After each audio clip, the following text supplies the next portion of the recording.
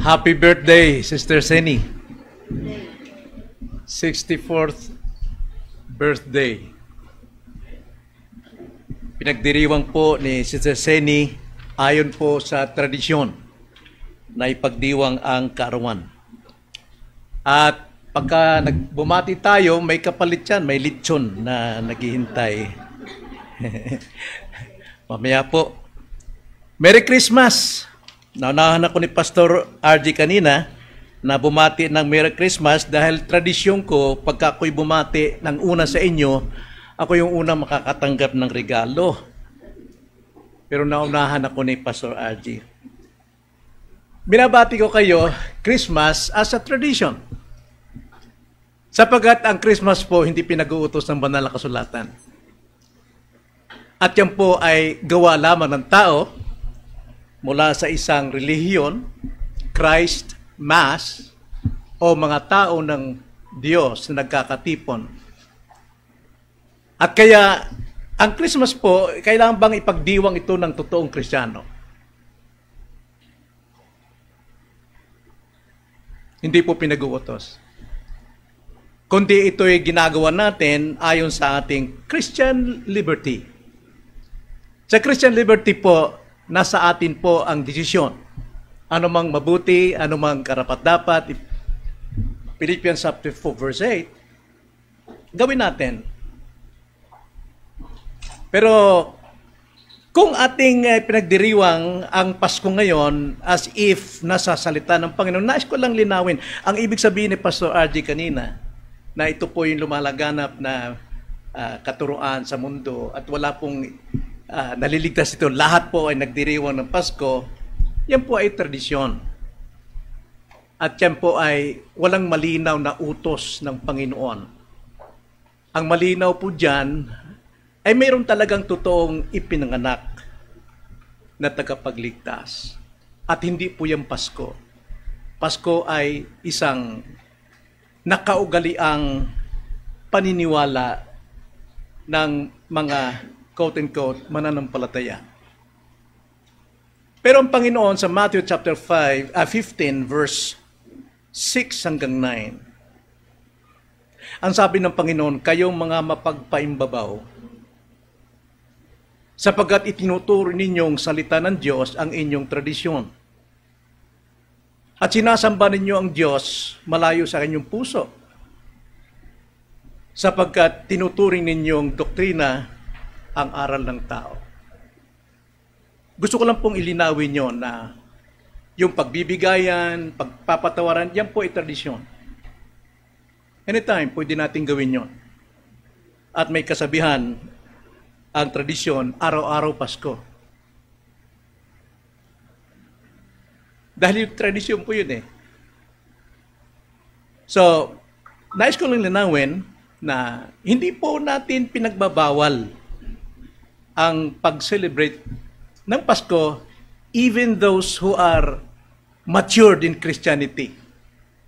Sapagkat mayroon tayong Christian liberty na ito'y ating ipagdiwang ayon sa ating konsyensya. Kaya kung mayroong matisod sa atin, wag natin banggitin. May hina. Kaya as Christian liberty, pwede kayong maglagay ng Christmas tree, butasan bubong ninyo kasing taas ng niyog, malaya po kayo ayon sa inyong kalayaan kung yun ang gusto nyong pagdiriwang. Pero not necessarily na ginagamit natin ang salita ng Diyos para gamitin ang tradisyon. Pagmano po ay tradisyon, wala po sa Biblia, pero nasasako po sa 5th commandment. Children, obey your parents, respect them. Magandang tradisyon po yun. Kaya, ang tanong, bakit nagkatawang tao ang Diyos? Bakit nagkatawang tao ang Diyos at ipinanganak ng isang birhen? Para ipagdiwang? May utos ang banal na kasulatan na dapat nating alalahanin at ipagdiwang ay ang kamatayan ng ating Panginoon. Kaya nga mayroon tayong Lord's Supper. Bakit ipinanganak nga ang isang Diyos nagkatawang tao? Hindi dahil para ipagdiwang, kundi ayon sa layunin ng Diyos na iligtas ang tao sa sukdulan ng kasalanan. Bakit po nag-utos ang Panginoon kay Noah na magtayo ng arka? Sapagat ayon po sa Genesis 6:5, sukdulan na ang kasamaan ng lahat ng tao sa kanilang kasalanan at kailangan silang lipulin. That's why God sent forth His Son to save sinners. That whoever believes in Him will not perish. How can they believe kung wala silang napapakinggan? At paano sila makapakinig kung walang nangangaral? At kung paano sasampalataya kung maling aral? So tradition, hindi natin pwedeng ipalit sa katotohanan. Pero dahil sa ating Christian liberty, we can celebrate Christmas even every day. We can do that. Pero ang layunin po talaga kung bakit nagkatawang tao ang Diyos na pinangalan ng Jesus to save His people from what? From poverty? No. Matthew 1:21, to save His people from their sins. Ayan po ang layunin. Dahil ang tao po nasa extreme ng kasalanan. At ang Biblia nagpapahayag sa atin, man's extremity is God's opportunity. Ang buhay ng tao ay mahilong tulad natin sa isang usa na hinahabol ng mga ngaso. Tumatakas siya. Ginagawa niya lahat ng kanyang kakayanan upang tumakas sa mga papatay sa kanya hanggang siya'y dumating sa daan, nasukdulan, wala na pong pupuntahan, nasa extreme. Ganyan po ang buhay ng tao. Kanya nga, ayon sa pag-ibig ng Diyos, He sent forth His Son. Now, hindi ko po minamaliit yun po yung kamatayan ng isang lalaki last week. Ang pangalan niya ay Patrick. Hindi ko minamaliit at hinahamak ang kanyang pagbibigti. Dumating siya sa bahay na mag-asawa na bina-Bible studyhan ni Brother Feli ng linggo para magtinda, tindero. Pero natuklasan nila sa madaling araw, nakabitin siya sa bintana at nakasakalang strap ng bag at siya'y namatay. At ayon sa kwento, dahil tinanong ko rin yung mag-asawa, dahil yung mag-asawa lipos sa tako at tumatawag sa amin, mag-asawa, para magpadasal. At pagpadasal po, yan po ay salitang panalangin. Pero padasal, yan po ay tradisyon. Sa Biblia po ay panalangin. Biblika. So piniliwanag ko sa kanila yung tungkol sa kamatayan na ang kaluluwa hindi na bumabalik. Ayon sa 2 Corinthians 5:8 or 1 Corinthians 5:8, to be absent in the body is to be present with the Lord. Wala pong gitna. At ang sabi sa Hebrews chapter 9:27, it is appointed unto man once to die, and after that is judgment. Wala ring gitna. Pag namatay ang tao, judgment at tuloy. Walang purgatorio ayon sa tradisyon na pwedeng ipanalangin. Deuteronomy 16:18, ang sino mang sumasangguni sa mga patay o nagpupuri sa mga patay o yan po'y kasalanan. Direct na kasalanan as idolatry compared to God. Pero bakit nangyari yung kay Patrick? Dumating siya sa sukdulan ng kanyang problema.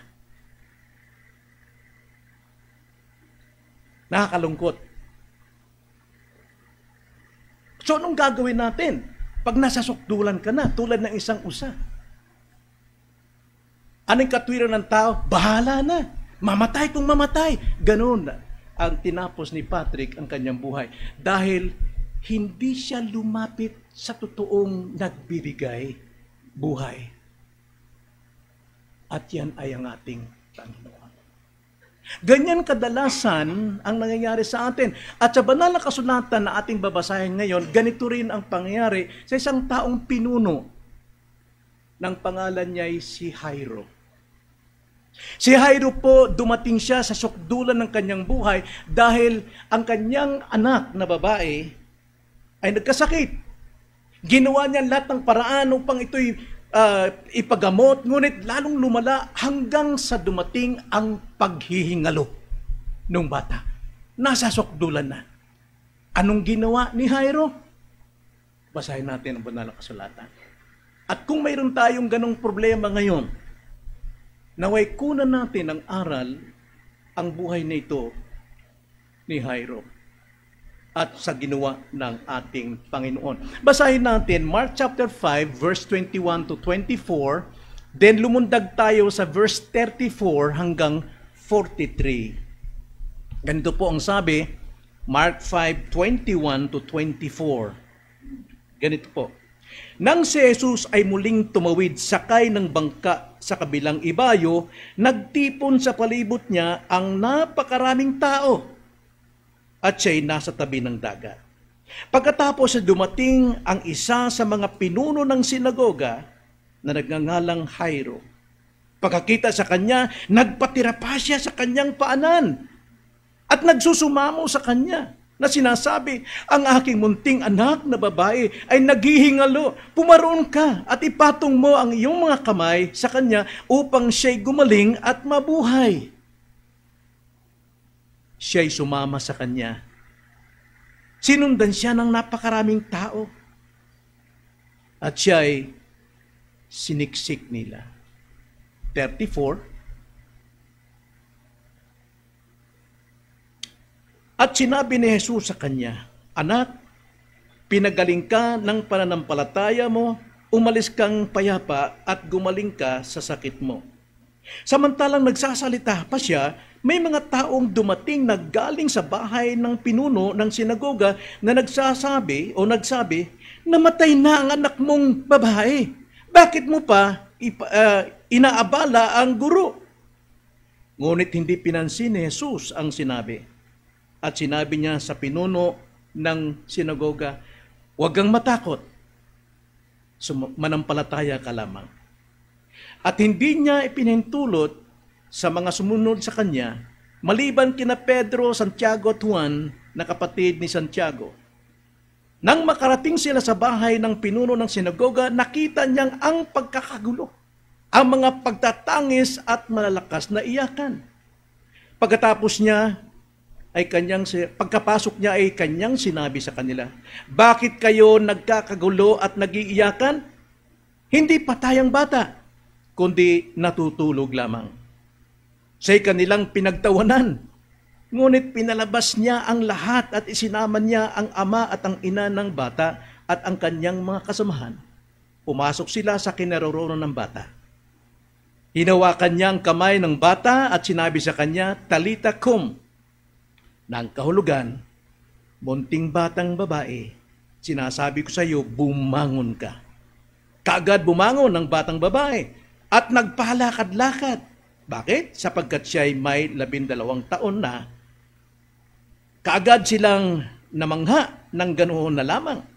Mahigpit niyang ipinag-utos sa kanila na walang dapat makaalam nito. At sinabi niya sa kanila na ang bata ay bigyan ng makakain. Tayo po ay manalangin. Panginoon, salamat po na kayo po ang nagpapabusog ng aming pong pananampalataya. Kayo po ang nagpapaliwanag sa amin ng inyong mga salita na hindi po maunawaan sa sarili naming pangunawa sa laman. Kaya naman hinihiling namin, kayo po ang magbigay sa amin liwanag ng kaunuan sa pamamagitan ng kapangyarihan ng Banal na Espiritu upang makita namin, Panginoon, ang layunin po ng pagdating ng Panginoon sa buhay ng bawat isa. Makita namin na kami po ay nasa dulo at sukdulan, dead end ng aming pong sariling kakayanan. At bigyan niyo kami ng malinaw na leksyon sa mga bagay na ito. Itong aming dalangin sa pangalan ng Panginoong Hesus. Amen. Nang magkasakit ang anak ni Jairo, bilang isang ama, kayo bilang isang ama, hindi kayo mapalagay. Mahal ninyo ang inyong mga anak. Mahal natin ang ating mga anak. Ayaw nating padapuan man lamang ito ng langaw, nilamok sa gabi. Binabantayan natin. Ganun po ang damdamin ng isang ama. Pinuno man siya ng sinagoga, pero ang kanyang unika iha ay nagkasakit.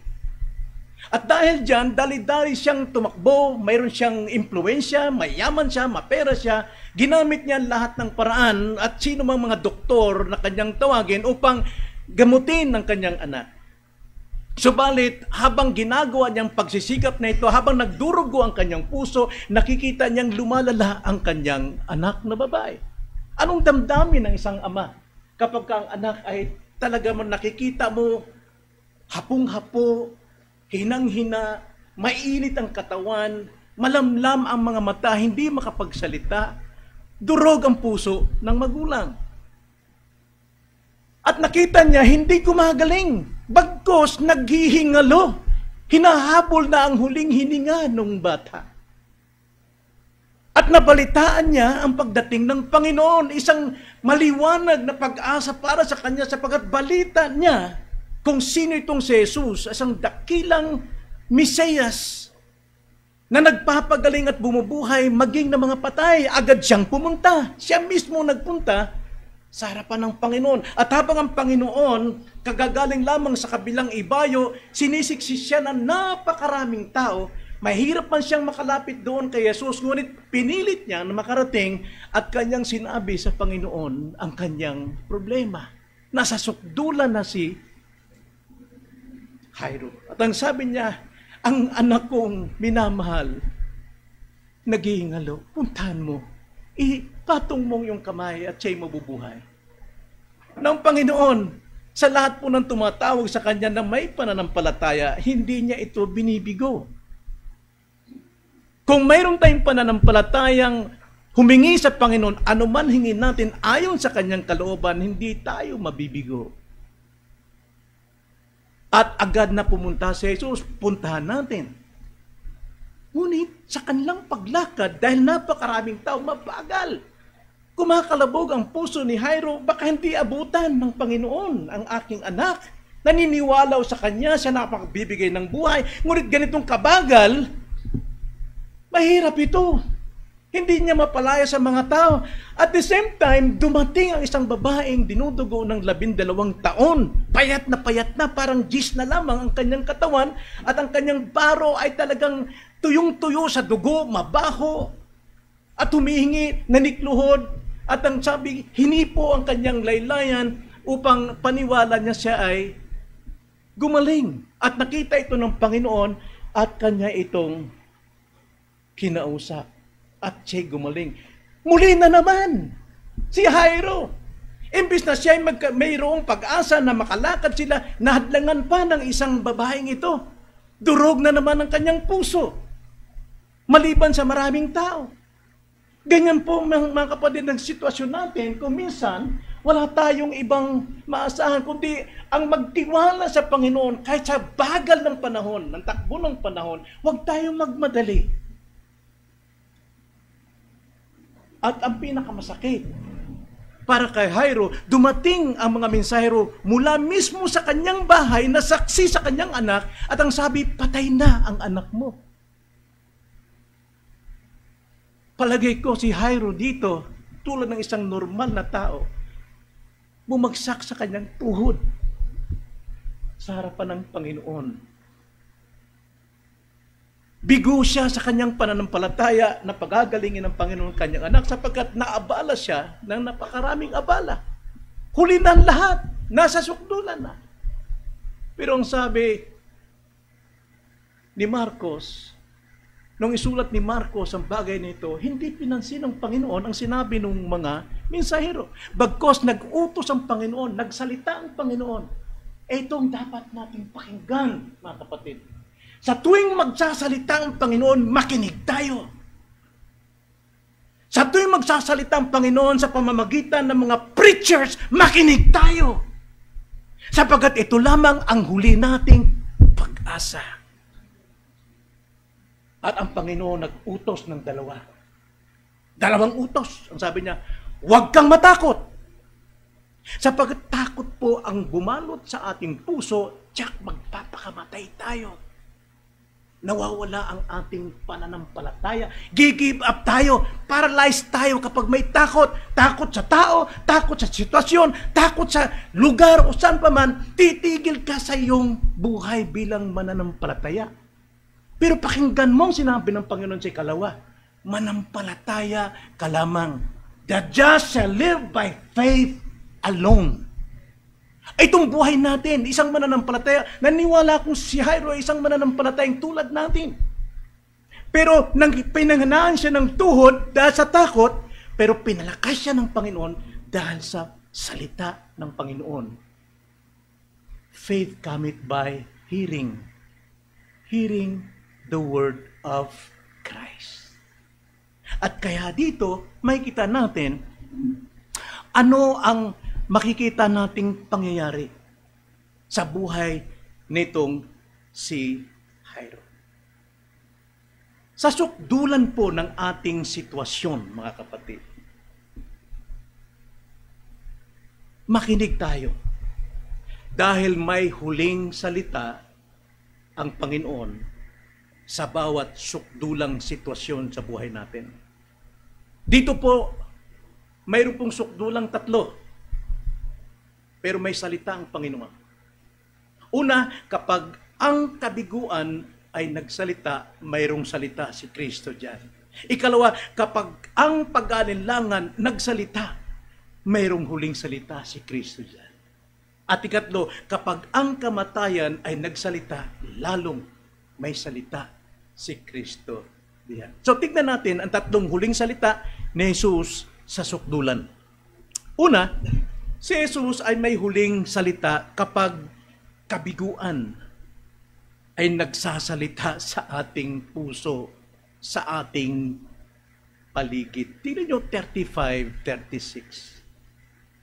Samantalang nagsasalita pa siya, at alam natin context, kausap dito ng Panginoon sa verse 34, ang babaeng pinagaling. At ang sabi ng Panginoon, humayaw ka, gumaling ka, magpakalakas ka. At samantalang nagsasalita pa siya, may mga taong dumating na galing sa bahay ng pinuno ng sinagoga na nagsasabi, namatay na ang anak mong babae. Anong pakiramdam dito? Di ba't kabiguan? Dahil hindi nakarating ang Panginoon, inabala ng maraming tao, inabala ng babaeng ito, hindi nakarating, bigo si Jairo. At higit pa, sinabi pa rito sa karugtong dito, namatay na ang anak mong babae, bakit mo pa inaabala ang guro?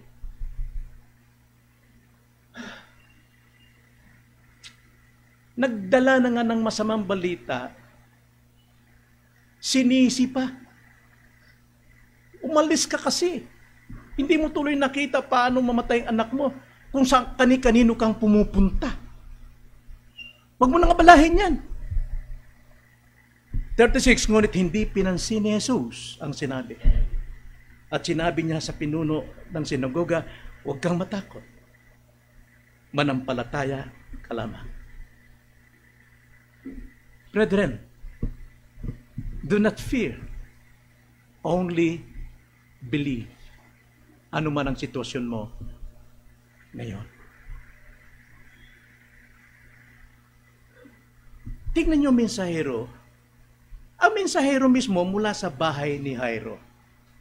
Maring ito'y mga katulong niya, mga alalay niya, o maaring kamag-anak niya.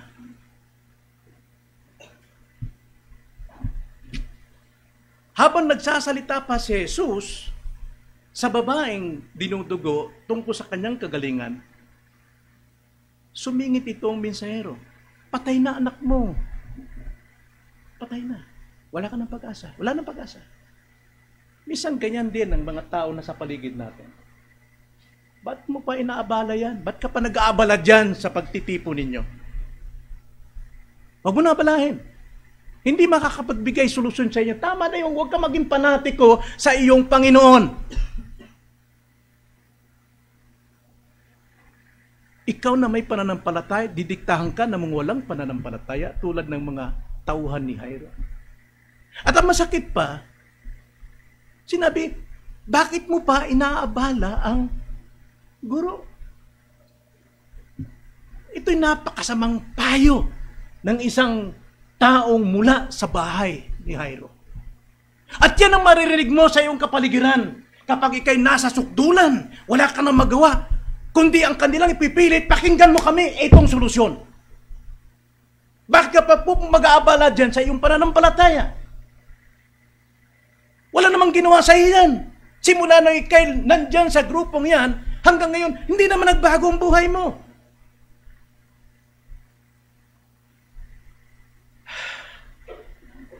Mga kapatid, kung hindi tayo maging maingat, akala natin nagmamalasakit sila, pero actually sinisira pananampalataya mo. Sinisira, pinahihina pananampalataya mo. Anong kailangan dito? Anong kailangan dito? Salita ni Kristong pakinggan mo. Sapagkat salita ng tagapagbalita rito, panghihina ng iyong paniniwala kay Kristo, pero ngayon nagsalita ang Panginoon sa kanya. Huwag ka matakot! Manampalataya ka lamang. Sinong pakinggan mo? Salita ng mga taong galing sa bahay mo o salita ni Kristo na iyong sinasampalatayan nasa iyong harapan ngayon?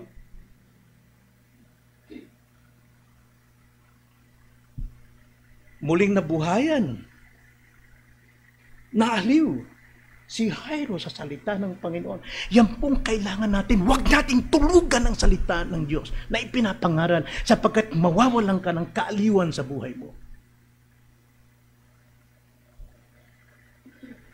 36. Ngunit hindi pinansin ni Jesus ang sinabi nitong mga hindi mananampalataya. Hinarap niya ang isang taong mananampalataya na ngayon nagdurusa ng kahinaan ng kanyang panampalataya dahil sa kabiguan. Ang sabi ng Panginoon, huwag kang matakot, manampalataya ka lamang, only believe. At muling nabuhay ang puso ni Jairo nang mapakinggan niya ang salita ni Jesus. Pakinggan natin ang salita ni Jesus.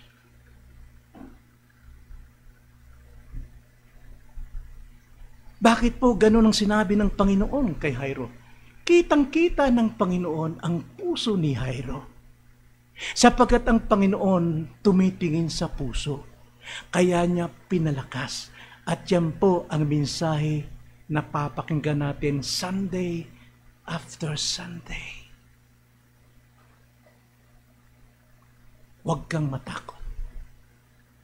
Takot naman talaga ang stronghold ni Satan, panghawakan ka dyan para maging paralisado ka sa pananampalataya mo.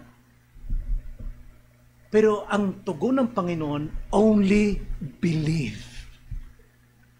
Sumampalataya ka. Fear will paralyze your life. But faith can give you life and hope. So dito nabuhayan po si Jairo sa kanyang kabiguan. Nagsalita ang kabiguan sa kanya, pero nagsalita ang pag-asa. At ay si Kristo, may huling salita si Kristo sa bawat sitwasyon natin. Listen to Him. Then secondly, si Jesus may huling salita kapag ang pag-aalinlangan ay nagsalita sa atin. 37 to 39, ganito ang sabi. At hindi niya ipinahintulot na may sumunod sa kanya yung libo-libong mga tao. Pinigilan ni Jesus. Kaya bang pigilan ni Jesus yun? Kaya. Sapagkat may authority ang kanyang salita. Maliban kina Pedro, Santiago at Juan na kapatid ni Santiago, bakit kinilala ng Panginoon kung sino itong mga isinama niya?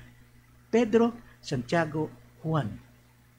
Sapagkat itong kailangan natin sa panahon ng ating kabiguan, mga godly men, mga spiritual men, ang makakatulong sa iyo. Hindi yung napakaraming tao na maraming masasabi tungkol sa iyo, yun yung magpapahina. Sumalungat tayo sa agos ng karamihan. Manatili tayo doon sa mga taong makakatulong sa atin pagdating sa pananampalataya. At sila'y naglakbay. Pagdating sa 38, nang makarating sila sa bahay ng pinuno ng sinagoga, nakita niya ang pagkakagulo. Nakita niya ang mga pagtatangis. Nakita niya ang malalakas na iyakan. Dahil sila'y nakikiramay, no. Tradisyon po nung time na yon na ang namatayan, mangupahan ng taga-iyak. At kailangan ang kikuhunin nilang taga-iyak ay yung malalakas tumili. Sa Saudi Arabia, pag may namatay ka, nakaitim sila. Naalala ko tuloy pamangkin namin, si Eric. Sa tuwing may patay, nandun yung taga-iyak talaga yun. Dahil ang gusto niya lamang makakain ng hapunan. Pero this time, iba-ibang forma, iba-ibang mga sayaw, iba-ibang magulong-magulo talaga. Na alam natin ang Panginoon ayaw niya ng magulo. Kumbaga na may naglulundagan dito, nagsasayawan dito, umiiyak dito. Andiyan daw ang Espiritu. But the Bible says, where the Spirit is, there is peace. Kung nasaan ang Espiritu, kapayapaan po ang nangyahari. Tahimik po. Hindi po magulo, sayawan, lundagan. Kaya kapag ka sa mga Bible study, nagtuturo ko magulo, maingay, patitigilin ko muna. Kasi ayaw ng Panginoon na magulo. Tayo ng tayo, singit ng singit. Ayaw ng Panginoon. Na pagpasok niya sa kanyang sinabi, bakit nagkakagulo at nagiiyakan? Hindi patay ang bata, kundi natutulog lang. Napakasarap po yan.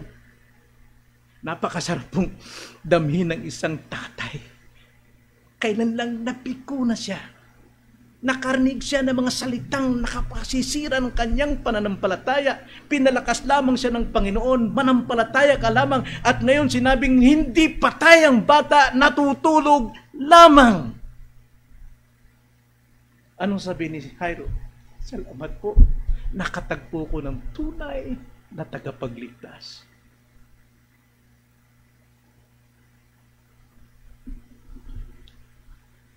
Dito po, nagsalita ang Panginoon sa mga pag-aalinlangan ng mga tao. May huling salita ang Panginoon. Pansinin ninyo, hindi pinahintulutan ng Panginoon ang napakaraming taong sumusunod-sunod sa Kanya, nakikinig ng Kanyang salita, nakikinabang sa mga himala ng Panginoon, hindi pinasunod. Why? Sapagkat sila'y mga patay. Walang pananampalataya. Hangad lamang nila'y kagandahan, kasayahan at himala sa pagsunod kay Jesus. At ang sinabi niya ay totoong mga mananampalataya. Si Pedro, Santiago, Juan. Itong kailangan ng nagdadalamhating ama na si Jairo. Sapagkat alam ng Panginoon pagdating sa bahay, kaguluhan. Sasama pa yung mga, halimbawa, 10,000 sumusunod sa kanya sa kaguluhan ito, lalo na. Mga kapatid, masisira po ang pananampalataya ni Jairo at tiyak magdududa. Marami pong ganyan mga bayaran. Ibig sabihin, hangad lamang nila ay pakinabang sa iyo para magawa nila ang kanilang gustong gawin. Ikaw ay bibigyan ng paghamak sa pananampalataya mo, tumigil ka na. Wala tayong asenso dyan. Ang sinasabi nitong gestures ng mga taong ito na nagkagulo, patay na, katapusan na, wala ng pag-asa. Yan ang sinasabi ng mga mapag-aninlangan. Wala na. Wala na magawa. Katapusan na. Pero puso ni Jairo,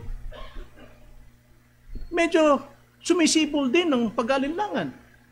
Sapagkat mas marami yung naniniwala na patay na Kayo, pag may problema, sinong paniniwalaan nyo? Yung pastor na nag-iisa o maraming kapitbahay kamag-anak na sasabi ng iisang sinasabi? Sinong paniniwalaan nyo? Yung mga taong ito na hindi kilalang personal ang Panginoon, walang ugnayan kay Kristo, o yung isang pastor na namumuhay sa kamay ng Panginoon at sa salita ng Panginoon. Sinong paniniwalaan nyo?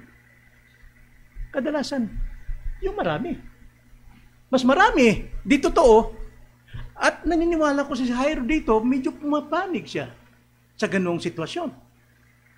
Magagawa pa ba ni Jesus? Na mismo mga taong ito, napakarami, hundreds ang nag-declare, patay ng anak ko. Magagawa pa kayo ni Jesus? Magagawa pa kayo ng mga kapitbahay ko na tungkol sa sitwasyon ko ngayon? Wala akong pera, walang pambayad ng bahay, walang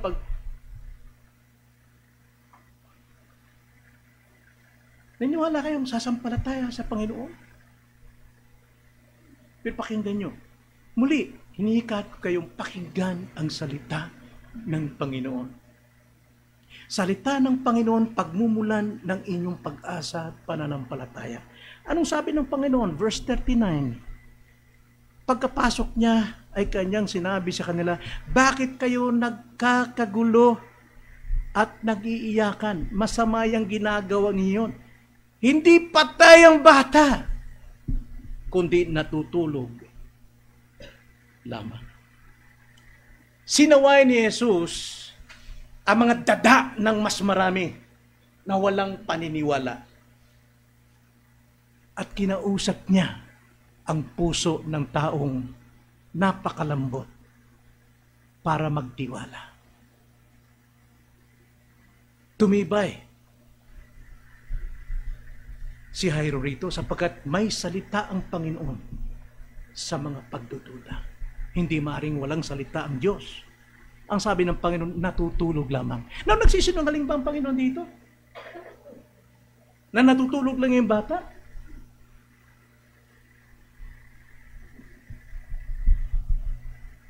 Hindi po nagsisinungaling ang Panginoon. Sapagkat actually ang bata, bagamat patay, sa pisikal, sa Diyos wala pong patay, lahat ay buhay para sa Kanya. Kaya sinabi ng Panginoon, buhay ang bata, natutulog lamang. Hindi nagsasalita, hindi nagsisinungaling ang ating Panginoon. At tanda natin, kung sinasabi natin tapos na lahat, wala na akong magagawa, suko na ako. Yan po'y pag-aalinlangan. At ang pag-aalinlangan, napakasakit niyan sapagkat sisirain ang iyong pagtitiwala. Hindi lamang sa takot, kundi give up ka na. Wala na akong magawa. Tagal na ako dyan sa pananampalataya yan. Hanggang ngayon, di ako yumayaman. Hindi ako umaasenso. Imbes dumadami tuloy ang kayamanan kong kulubot sa mukha. Tumatanda na ako. Pero walang nangyari sa akin. Yan po'y salita ng pagdududa. Pero ang salita ni Jesus, hindi patay ang bata. Natutulog lamang. At dito, si Jairo, nabuhay ang muli. Ikatlong atake ng kaaway. Si Jesus ay may huling salita kapag kamatayan ay nagsalita. pagkakamatayan ng nagsalita, 40 to 43. Ganito sabi, siya'y kanilang pinagtawanan. Yan po ang salita ng kamatayan. End of the world. Nagtatawa sila sa iyong pananampalataya, sa sinasabi ng Panginoon. Siya'y pinagtawanan. Mismong si Kristo ang pinagtawanan dito. Like for example, today, sa Christmas season na ito, ano bang sineselebrate nila? The season, not Christ. Yan ang buksan natin ang ating isipan. Ang season ang kanilang pinagdiriwang. Nagsasaya sila tulad ng pagdiriwang kay Andres Bonifacio kahapon. O noong 30. Nagdiriwang sila sa okasyon, sa season, pero hindi na pinagdiriwang si Andres Bonifacio. The same with Christ. Wala silang kaugnayan kay Kristo. Pinagdiriwang nila ay yung tradisyon, bigayan, hingian, kapatawaran. Bakit hindi pa tayo pwede magpatawad sa ibang araw? Only on that season? That's tradition. At ito ang sinasabi ng mga tao rito.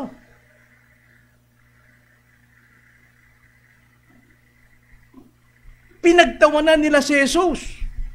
Patay na ang message talaga ng John 3:16. Actually, John 3:16 dapat nating pagdiwang dyan. For God so loved the world that He gave His only begotten Son through Mary na nag-conceive sa Kanya to save His people from their sins. Sa tao po, tradisyon nating ipagdiwang ng ating birthday, kahit patay na, wala na. Masama po yung kasalanan po yung paglabag sa utos ng Diyos. Pero ating pang nilalagay sa ating Facebook, happy birthday, happy birthday. Yan po ay blasphemy. Instead of ang Panginoon ng ating lapitan, sampalatayanan, ipagdiwang, tradition. Pinagtawanan nila. So anong ginawa ng Panginoon? Pinalabas niya lahat. Pinalabas niya lahat. Pero mo nagkakasiksikan sa bahay, maliit na yung bahay ni Israel, pero sisiksikan sila. Talagang hinulang nila. Patay. Sabi Diyos guys, lumabas kayo. Nandun sila sa labas, naghintay. Anong gagawin doon? Patay na yun Pero hindi na nabalitaan na si Jesus Christ is God of miracles.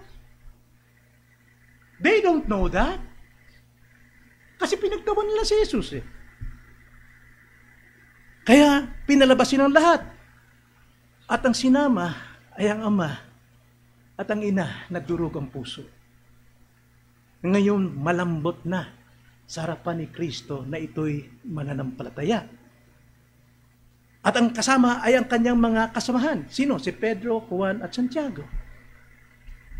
Pumasok sila sa kinaroon ng bata. Hinawakan ni Jesus ang kamay ng bata. Hinawakan ng kamay. Don't you know? Hindi nyo ba alam yun? Na sa tuwing kayo'y nasa problema, sukdulan kalagayan nyo, hawak-hawak ni Kristo ang kamay ninyo. By faith. If you believe Him, believe Christ. Ang sabi ng Panginoon, Hebrews 13:5, I will never leave you nor forsake you. Do you believe that? Hawak ka ng Panginoon tulad nito. Sapagat ganun po magpatibay at magbuhay ang Panginoon ng ating pag-asa. Ang sabi, hinawakan niya ang kamay ng bata at sinabi sa kanya, now, kapag ka tayo'y nasa sukdulan, huwag natin asahang hawakan lang tayo ng Panginoon, but listen to Him. Makinig ka sa Kanyang salita. At Kanyang sinabi, Talita kum. Nang ibig sabihin, munting batang babae. Tiniyak niya na munting batang babae. Ba't hindi nilagyan pangalan? Ewan ko, bakit? Sapagat ito po ay apply sa lahat ng tao. Talita kum is a generic name to all people that love God. Talita kum. Ibig sabihin, munting batang babae. Munti lang tayo sa puso ng Panginoon. And then there's a command. Palagi. Laging may utos pag nagsasalita ang Panginoon. Bumangon ka. Di ba yan ay isang command of hope? Command of freedom? Huwag kang magpalubok dyan sa kalagayan mo, may pag-asa. O nga, sa taas, yung may malaking mata. No. Mismo ang Panginoon, if you're a Christian, He is commanding you to stand. Bumangon ka dyan mula sa pinakalugmukan mo. Huwag kang umasa dyan, walang mapupunta ng buhay mo. At sinabi niya, bumangon ka. Now, alam naman natin, kapag ang Panginoon po ay nag-utos ng bumangon, there's power. Kapag atin pong pinapakinggan ang message ngayong umaga na may utos sa iyo, Panginoon, personally, sa iyo lamang, maring wala sa iba, do it. Mag-exert ka ng effort na gawin ko ito, magsimula ka, mag-initiate ka ng unang hakbang. Bakit po? Nung ang batang ito napatay, tulog, pero nag-exert siya ng sarili niyang lakas, mga kapatid, bumangon siya like Lazarus. Sa John chapter 11, ang sabi ng Panginoon, buksan nyo, ituro nyo sa akin yung libingan ni Lazarus. Ang sabi ni Mary and Martha, 4 na araw na siya nakalibing, mabaho na, Panginoon, imposible mabuhay, dalhin nyo ako doon. At si Lazarus, walang kamalay-malay, nakagapos siya doon sa panglibing. Sabi ng Panginoon, tinatawag, Lazarus!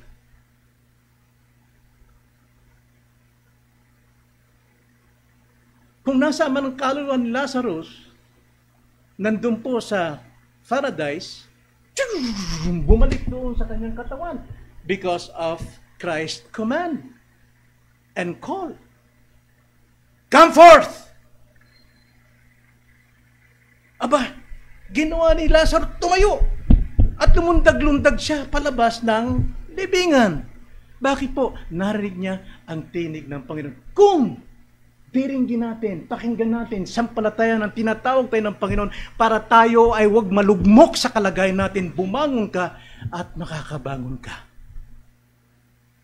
Yan ang sinabi ng Panginoon dito. Bumangon ka. At anong nangyari? Bumangon ka agad ang bata. Obedient. Tayo, sa kanila, wala akong gana ngayon. Wala akong pamasahe. Nako, may sakit ako. Masakit ng ilong ko. Pero napakalinaw na nag-uutos ang Panginoon sa iyo, minsan ginagamit yung anak mo. Papa, di ba Sunday ngayon? Papa, prayer meeting ngayon. Pero nagbibingi-bingihan tayo. Sasabihin nyo, hindi naman kasi nagsasalita ang Panginoon sa buhay ko eh. Anong gusto mo? Audible voice? Pasdan mo ang paligid. Even cats, kahit mga pusa, pwedeng magsalita sa iyo ayon sa kanyang language. Parang tinig ng Diyos yun Prayer meeting nga pala ngayon. Ano bang araw ngayon? Ay, Sunday pala. Minsan nakakalimot na tayo kung anong araw eh. Pero hindi tumitigil ang Diyos kakatawag sa iyo. Hindi tumitigil ang Diyos na nag-uutos sa iyo, bumangon ka dyan. Bumangon ka dyan. At yun lang tayong pag-asa, sapagat ang Diyos may huling salita maging sa kamatayan. Maging sa kamatayan. At ang physical po na kamatayan, wala pong problema kay Jesus.